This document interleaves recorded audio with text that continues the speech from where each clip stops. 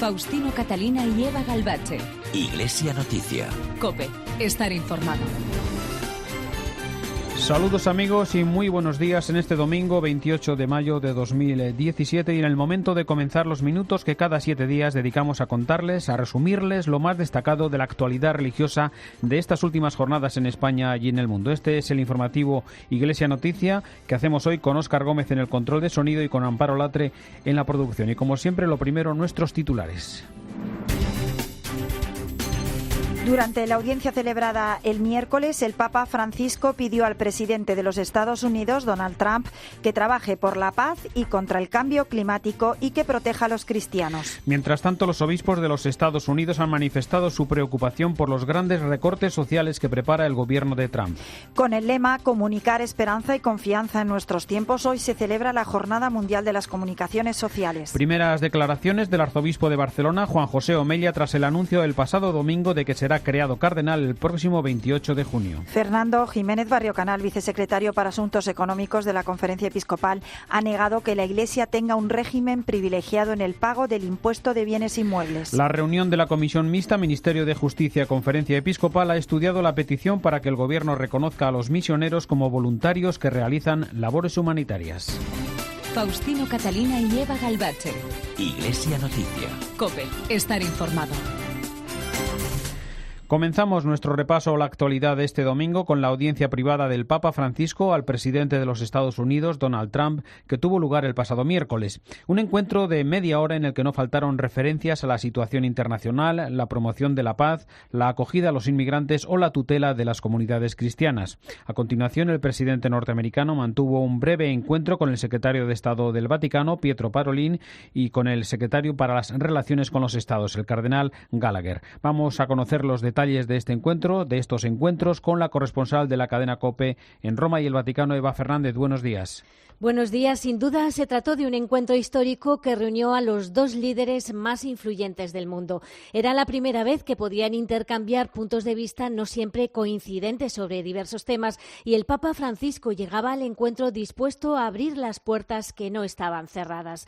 Tras la reunión, la Santa Sede subrayaba en el comunicado que el diálogo transcurrió sereno y cordial y se hizo firme el compromiso común de trabajar en favor de la vida y de la libertad religiosa y de conciencia. El portavoz del Vaticano, Greg Burke, recordaba que ese mismo compromiso se extiende también a los campos de la salud, la educación y la asistencia a los inmigrantes. Las conversaciones también han permitido un intercambio de puntos de vista sobre algunos temas relacionados con la actualidad internacional y con la promoción de la paz en el mundo a través de la negociación política y el diálogo interreligioso, con especial referencia a la situación en Oriente Medio y la tutela de las comunidades cristianas. Durante el intercambio de regalos, el Papa Francisco entregó al presidente Trump, como hace de forma habitual con todos los jefes de Estado, varios documentos de su pontificado, entre ellos la exhortación apostólica Amoris Laetitia o la encíclica Laudato Si sobre el cuidado de la creación.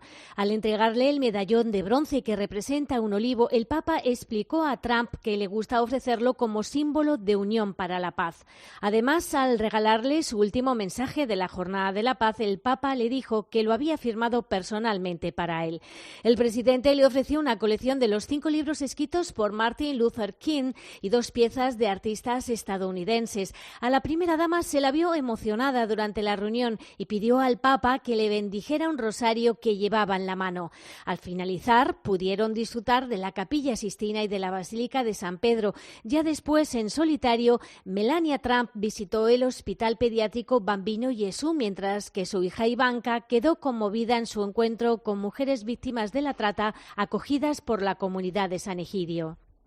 Pues ahora en Iglesia Noticia y en torno a este importante encuentro es el momento para el comentario de nuestro colaborador en Roma, Antonio Pelayo. Buenos días. Buenos días.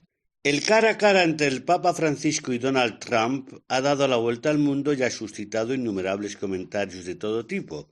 El acontecimiento lo merecía porque se encontraban por primera vez el presidente de la mayor potencia política y económica del planeta y quien hoy es considerado como la máxima autoridad moral del mundo. He leído y escuchado sobre este encuentro algunas cosas disparatadas y otras desenfocadas. Estas últimas se referían sobre todo al porcentaje de sonrisas que ambos compartieron y a la gesticulación de cada uno de los personajes, pura superficie. Más agudos los que se han despachado sopesando las abismales diferencias de los dos interlocutores, un multimillonario sin demasiados escrúpulos éticos y un religioso de costumbres tan austeras que casi podríamos calificar de monásticas. Pero los dos personajes no solo difieren en sus estilos de vida, sino también en las posturas que encarnan ante algunos de los problemas más graves de la humanidad, como son el cambio climático, las guerras, el hambre, el terrorismo. Todo esto lo sabíamos y precisamente por eso el encuentro levantó tanta curiosidad. Una vez concluida la entrevista, me atrevo a afirmar que ha sido todo un éxito. En primer lugar, porque ambos ahora se conocen mejor y porque más allá de las diferencias de opinión han encontrado puntos de convergencia. El primero de todos ellos, la búsqueda común de la paz a través de la negociación y no de los enfrentamientos bélicos. El segundo, el rechazo del terrorismo desde cualquier planteamiento religioso. Pero hay más. En el comunicado se subraya el común compromiso en favor de la vida y del derecho a la libertad religiosa y de conciencia, así como la defensa de los cristianos perseguidos. En otros tiempos se hablaba de deshielo, y creo que el término puede servir para definir lo que ha sucedido en el Vaticano y testimoniaban las imágenes finales de la entrevista. Es un buen indicio. Los resultados, si los hay, los veremos más tarde. De momento, Trump, dejando Roma, anunció que entregaba $300 millones para combatir el hambre en Sudán del Sur, Yemen y otros países. No es un mal comienzo. Desde Roma les ha hablado Antonio Pelayo. Gracias, Antonio. Antes de continuar con otras noticias del Vaticano, recordamos que los obispos de los Estados Unidos han manifestado su preocupación por los recortes sociales que prepara el gobierno de Donald Trump. Nos lo cuenta el corresponsal de COPE en Washington, Juan Fierro. Los obispos estadounidenses han remitido una carta a todos los miembros del Congreso donde muestran su preocupación por los recortes de los gastos sociales que se recogen en el presupuesto para el año fiscal de 2018 que comienza el próximo 1 de octubre. La administración Trump ha remitido ya estos presupuestos al Congreso que deberá ahora ratificarlos. En su escrito, los obispos recuerdan a los legisladores que el presupuesto federal es un documento moral con implicaciones profundas para el bien común de la nación y del mundo. La carta, firmada por los presidentes de 6 de las comisiones de la conferencia, advierte precisamente que las importantes alzas en gastos de defensa y seguridad que contiene este primer presupuesto de Trump son sumamente preocupantes,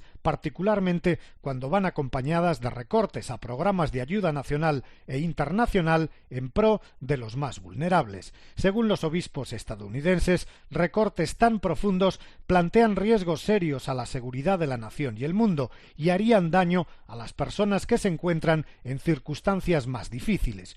Un marco justo para las buenas políticas fiscales, concluyen los obispos, no puede apoyarse casi exclusivamente en recortes desproporcionados de servicios vitales para personas pobres y vulnerables.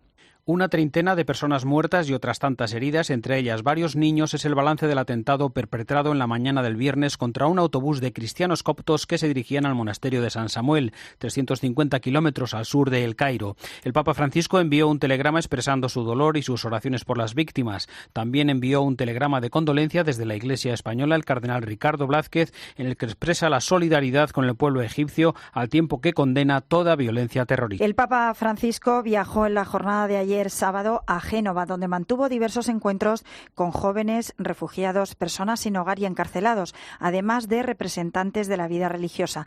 Pues vamos a recordar lo más destacado con Eva Fernández. Saludos de nuevo. Saludos. Viaje sin duda inolvidable para todos los genoveses que se han volcado con el Papa en las intensas 11 horas que pasó en la capital de la Liguria. A primera hora de la mañana, nada más aterrizar, mantuvo un encuentro con los trabajadores de una planta siderúrgica que atraviesa una grave crisis económica. Escuchó sus preocupaciones y les recordó que sin trabajo no hay dignidad. Chi pensa di risolvere Quien piensa resolver los problemas de su empresa despidiendo gente no es un buen emprendedor, es un comerciante. Hoy vende a su gente, mañana vende su propia dignidad. La siguiente reunión de la jornada tuvo lugar en la Catedral de Génova junto al clero, seminaristas y religiosos, a los que recomendó que no se crean autosuficientes ni se conviertan en una suerte de curas Google o Wikipedia, que lo saben todo, pero se olvidan de cuidar la fraternidad. También a ellos les dirigió esta advertencia. El sacerdote que tiene todo estructurado y planificado generalmente está cerrado a las sorpresas de Dios y se pierde la alegría del encuentro. El Señor te sorprende cuando no lo esperas, pero estás abierto. La mañana concluyó con un esperado encuentro con los jóvenes en el santuario de la Virgen de la Guardia, a los que animó a ser testarudos en la esperanza. Aprovechó el almuerzo para comer con un grupo de personas sin techo, refugiados y presos. La tarde estuvo marcada por una entrañable visita a los niños de un hospital pediátrico, a los que previamente había avisado por teléfono de que acudiría a verles. Antes de coger el avión que le traería de regreso a Roma, Francisco concelebró una Eucaristía multitudinaria. En la homilía, un último consejo: con la oración de intercesión ejercitamos el poder de Dios. Como despedida y ya a pie del avión, bendijo una estatua de la Virgen de Loreto. Y hablamos ahora de nuevo en Iglesia Noticia de Venezuela, que estuvo muy presente en la audiencia del Papa la presidenta de la Conferencia Episcopal Latinoamericana, el CELAM, que tras su reciente Asamblea General expresó a Francisco su preocupación por la grave situación del país. Efectivamente, el Papa se mostró claramente preocupado por la crisis política y social que vive Venezuela e invitó a los obispos a que presten toda su ayuda para paliar la situación, apoyando, atendiendo y animando a la gente para que no caiga en la desesperación. Han trascendido pocos detalles de esta reunión que el Papa quiso mantener a puerta cerrada, pero según explicó alguno de los presentes, como el cardenal José Luis Lacunza, Francisco también nombró a Brasil como otro de los países de los que sigue muy de cerca su evolución. A lo largo de los 45 minutos que duró el encuentro, también pudieron trasladar al Papa el contenido del comunicado que el CELAM emitió a mediados de mayo, en el que los obispos latinoamericanos hacían un llamamiento para que se concreten urgentemente soluciones para la crisis que vive Venezuela por las vías constitucionales y salvaguardando los valores democráticos. Hablaron también con el Papa del congreso que organizarán en diciembre en Colombia para reunir a dirigentes católicos de todo el continente. El obispo José Luis Azuaje, presidente de Cáritas Latinoamérica y del Caribe, ha denunciado la crisis humanitaria que sufre Venezuela. Además, ha hecho un llamamiento para que otros países e instituciones colaboren con alimentos y medicinas. Venezuela está sufriendo en este momento. Tenemos una crisis inmensa, crisis política, económica, social. Realmente el hambre ha llegado también a Venezuela, la falta de medicamentos ha causado estragos en la salud del venezolano. Cáritas está trabajando, nuestra iglesia también está trabajando en distribución de alimentos, en distribución también de medicamentos, pero llamamos y apelamos a la solidaridad de todos ustedes. Necesitamos muchísimos alimentos, muchísimos medicamentos que no llegan al país. Nuestro gobierno se ha empeñado en cerrar esas fronteras y no dejar pasar estos rubros tan necesarios. Entonces esperamos la solidaridad de todos ustedes, específicamente de nuestros hermanos de Cáritas de todo el mundo. Confiamos también en nuestra iglesia y por ende también en todas sus instituciones. Faustino Catalina y Eva Galbache. Iglesia Noticia. COPE. Estar informado. Falta, Clara. Que no ha sido falta. Vamos, hombre, ha sido falta. No. Falta no ha sido. Falta, si se ha tirado al suelo. No hay falta, no. Porque en medio de tanto ruido, hacen falta referentes. ¡Qué falta, Clara! Porque le ha podido hacer daño a Diop, ¿eh? Diop es de hierro, esa. Tiempo de juego es el mejor deporte con Paco González, Manolo Lama, Pepe Domingo Castaño y Maldini. La primera revista del mundo dedicada al Papa Francisco llega a tu kiosco, Il Mio Papa, con las imágenes más emocionantes y las palabras más bellas de Francisco, que ha conquistado nuestros corazones. Il Mio Papa, la revista para conocer al Papa Francisco de cerca, cada mes en tu kiosco. Faustino Catalina y Eva Galbache. Iglesia Noticia. COPE. Estar informado. La Iglesia celebra en este domingo de la Ascensión del Señor la Jornada Mundial de las Comunicaciones Sociales. En esta ocasión, con el lema Comunicar esperanza y confianza en nuestros tiempos, invita a los hombres y mujeres de hoy a mostrar con un estilo abierto y creativo la buena noticia, a encontrar, tras los dramas y sufrimientos de nuestro mundo, caminos de esperanza. El obispo de Guadix, Ginés García Beltrán, es el presidente de la Comisión Episcopal de Medios de Comunicación Social. Precisamente porque vivimos esta situación de desesperanza y de desconfianza, que al fin y al cabo es falta de fe, pues el Papa nos dice, pues en medio de todo eso nosotros tenemos que comunicar esperanza y confianza, pero además una esperanza y una confianza que no son ingenuas, que tienen un sentido porque tienen un contenido, que es Jesucristo. Entonces lo que nosotros comunicamos es a Jesucristo. Evangelio significa buena noticia, por tanto lo que damos son buenas noticias que siempre generan confianza, esperanza y también ilusión y alegría. Por eso el Papa habla tanto de bastan las malas noticias. Pues sí, las malas noticias están ahí y es en la dificultad, en el fracaso, donde nace una esperanza al alcance de todos. Se puede transmitir con desesperanza, se puede transmitir con venganza, se puede transmitir haciendo siempre memoria de todo lo malo, o se puede transmitir la mala noticia viendo, aunque sea un rayo pequeño de esperanza, iluminando quizá algo que hay al otro lado, pero que, aunque no somos capaces en este momento de verlo, existe también. Por eso las malas noticias también pueden ser dichas con esperanza y sobre todo con esa llamada constante a la confianza, a confiar en el Señor, ¿no? Creo que esto es importante. Las malas noticias están, no las podemos negar, pero sí que es posible darlas con esperanza y sobre todo llamar a esa confianza. En el mensaje para esta jornada de las comunicaciones sociales, los obispos de la Comisión de Medios de Comunicación llaman a permanecer en la verdad frente a la nueva corriente de la posverdad que amenaza con un mundo sin bondad ni belleza, sin confianza ni esperanza. Monseñor García Beltrán. En la posverdad lo que se trata es eso, de vender, por decir de algún modo, de vender, ¿no? Eso que decimos los obispos, hemos cambiado la fidelidad, hemos sustituido la fidelidad por la flexibilidad. En una sociedad donde no hay compromisos y mucho menos compromisos duraderos, tenemos que transmitir la verdad y la verdad, insisto, tiene un contenido, que no sean solo voces.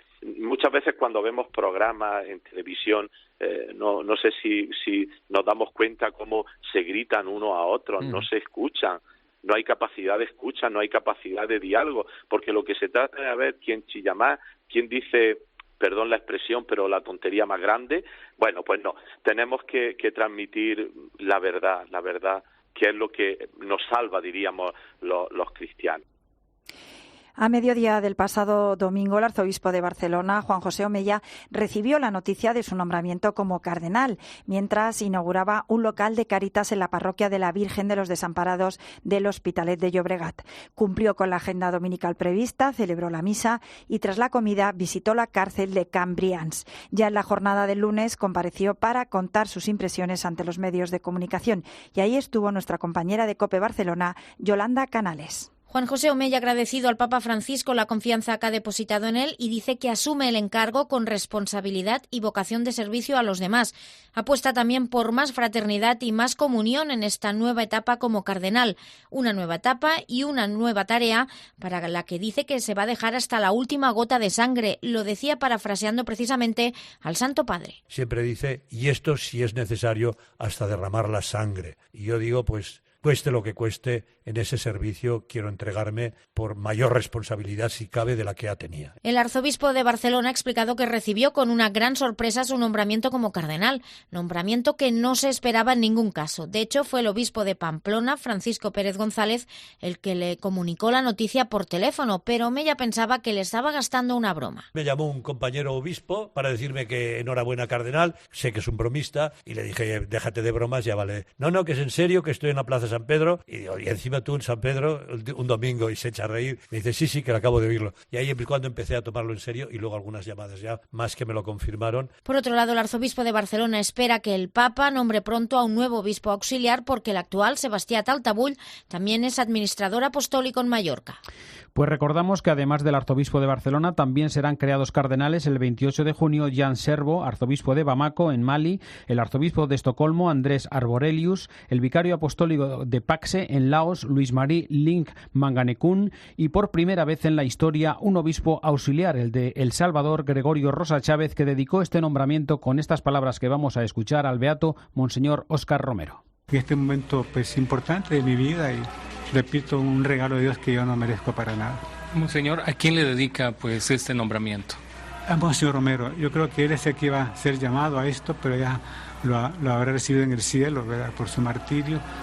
En él he pensado mucho. Hoy estaré en su capilla donde murió y después estaré en la cripta. Tenía 2 misas ya programadas. Yo veo aquí un signo de Dios, porque eso no estaba previsto que iba a ser así. Yo estaré en los 2 lugares emblemáticos de Monseñor, donde murió y donde está sepultado. Ahí le dedico este regalo de Dios y a él pido que me acompañe para que sea fiel a este nuevo servicio que la Iglesia me está confiando a través del Papa Francisco. Miles de peregrinos han conseguido alcanzar en las últimas jornadas el santuario mariano de Sesán, en Shanghái, que celebró el miércoles su fiesta principal en la jornada de oración por la Iglesia china que instituyó Benedicto XVI. Corresponsal Pablo Díez. Por 10º año desde que la instaurara el Papa Benedicto XVI, esta semana se ha celebrado la Jornada Mundial de la Oración por China, que coincide con la festividad de la Virgen de Sheshan. Bajo una fuerte vigilancia policial, más de 10.000 peregrinos venidos de toda China acudieron el miércoles a este santuario cercano a Shanghái para rezar por la mejora de la situación de la Iglesia Católica en este país. Este año, la peregrinación a Sheshan ha coincidido con el acercamiento entre el Vaticano y el autoritario régimen de Pekín para restablecer sus relaciones diplomáticas, rotas desde que Mao Zedong expulsara a los últimos misioneros católicos a principios de los años 50. Por ese motivo, la Santa Sede reconoce a Taiwán, la isla que permanece separada de China desde el final de la Guerra Civil. Pero esa situación podría cambiar pronto porque el Papa Francisco quiere retomar los lazos con China, donde hay decenas de millones de católicos divididos entre la Iglesia oficial y la clandestina. Mientras el régimen controla la primera a través de la Asociación Católica Patriótica, la segunda se encuentra a veces perseguida. Buena prueba de ello es la detención desde la semana pasada del obispo de Wenzhou, Monseñor Pedro Xiao Yuming. Ante la Virgen de Sheshan, los peregrinos rezaron también por su liberación.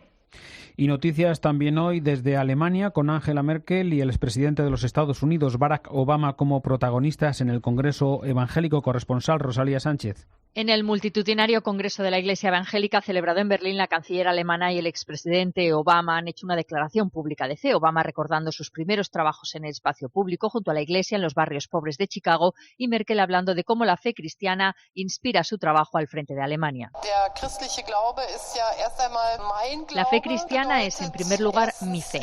Para mí significa que hay algo por encima de mí y en mí, que yo no alcanzo a entender con mi capacidad y que me lleva a poner lo mejor de mí misma, a trabajar inspirada en la fe cristiana, pero con el derecho a equivocarme. Yo cometo errores que no me destruyen, sino que me ayudan a elevarme.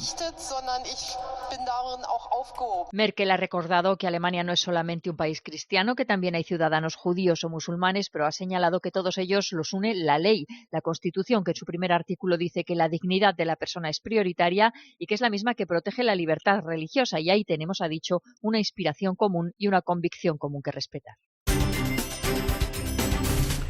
El jueves se reunió la Comisión Mixta Sectorial del Ministerio de Justicia con la Conferencia Episcopal. En el encuentro se trabajó sobre la ampliación de los plazos para la actualización de las entidades de la Iglesia Católica que figuran en el registro de entidades religiosas, así como sobre otras cuestiones relativas a su informatización. Los representantes de la Conferencia Episcopal han pedido además al Gobierno el reconocimiento del papel que realizan los 13.000 misioneros y misioneras como voluntarios en labores humanitarias, así como avanzar en la adecuación de los estudios eclesiásticos a la normativa europea sobre títulos universitarios. Por último, el ministro de Justicia, Rafael Catalá, informó a los representantes de la Conferencia Episcopal de los proyectos en que está trabajando el Ministerio para conmemorar en el último trimestre de este año el 25º aniversario de la firma de los acuerdos de cooperación del Estado con las confesiones evangélica, musulmana y judía.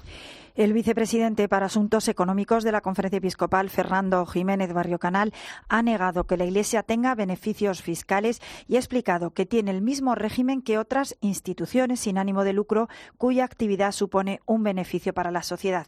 Recordó también que el Estado tiene la obligación de garantizar el ejercicio del derecho fundamental a la libertad religiosa. Nos recuerda sus palabras desde COPE Santander, Gerardo Cisniega. ¿A dónde va el dinero que recibe la Iglesia de la declaración de la renta? ¿Qué beneficios fiscales tiene o cuál es su aportación a la sociedad? Son algunas de las preguntas a las que respondió el presidente de la cadena COPE en Santander.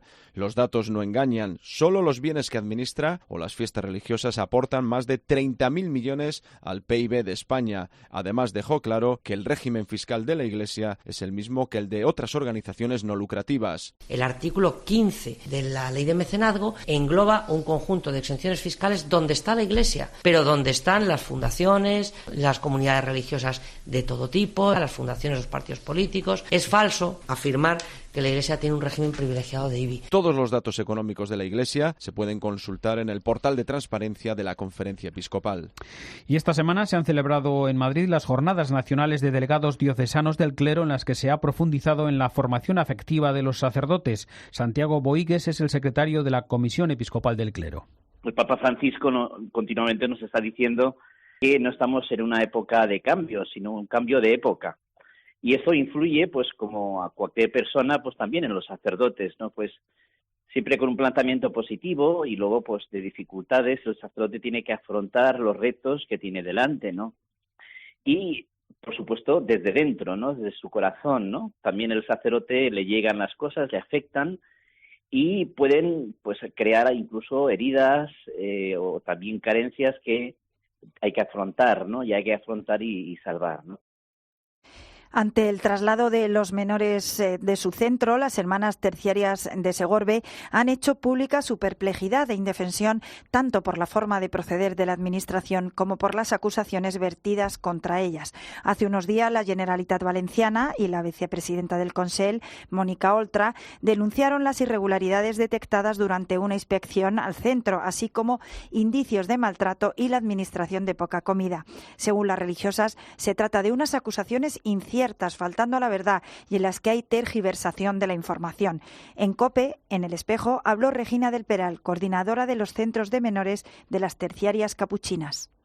Pues creemos que una información sencilla que se produce pues con mucha naturalidad en nuestros centros, las quejas de algún niño, se ha descontextualizado, se ha magnificado y sobre todo lo que es más grave es que no se ha contrastado con sus educadores o con los responsables del centro, que son los que tienen la información objetiva, porque todos estamos para defender al niño, para resolver los problemas, para escucharles, por supuesto, de todas sus quejas y para buscarles una solución lo antes y lo mejor posible.